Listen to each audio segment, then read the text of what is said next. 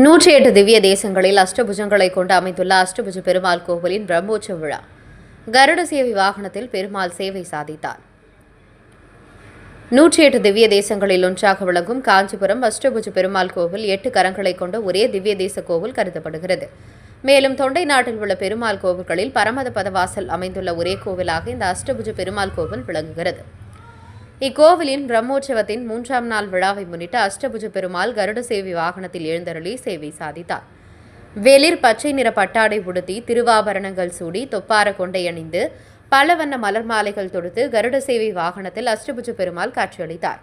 முன்னதாக காலையில் அபிஷேக ஆராதனைகள் முடிந்து தீபாராதனையுடன் காட்சியளித்த பெருமானை பக்தர்கள் கோவிந்தா கோவிந்தா என சுவாமி தரிசனம் செய்தனர். அஷ்டபுஜ பெருமாள் கருட சேவை வாகனத்தில் எழுந்தருளி தேவராஜ பெருமாள் கோவில் சென்றடைந்து அங்கு 4 மாட வீதிகளை வலம் வந்து பின்பு மீண்டும் தன் நிலை வந்தடைந்தார். கருட சேவையில் வீதி உலா வரும் பெருமாளை வழியெங்கும் பக்தர்கள் தரிசனம் செய்து வருகின்றனர்.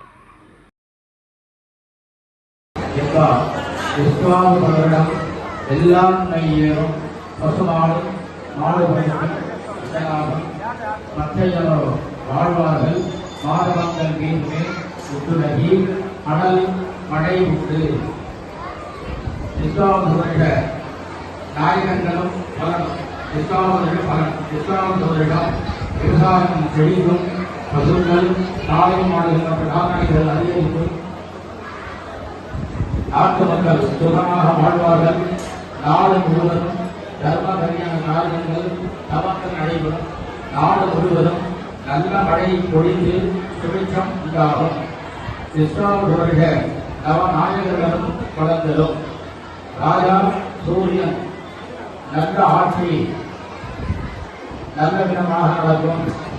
மத்திய சந்திரன் சரியான நேரத்தில் மழை பெய்யும். புதுவகை விவசாய உற்பத்தி ஏற்படும். அக்காதிபதி சூரியன் நல்ல விதமாக எல்லா நலன்களும் கிடைக்கும். சஸ்யாதிபதி குரு கடலில் மஞ்சள் தினப்பொருள்கள் உற்பத்தி அதிகரிக்கும். சேனாதிபதி நாட்டில் சுபிட்சம் ஏற்படும். ரசாதிபதி சனி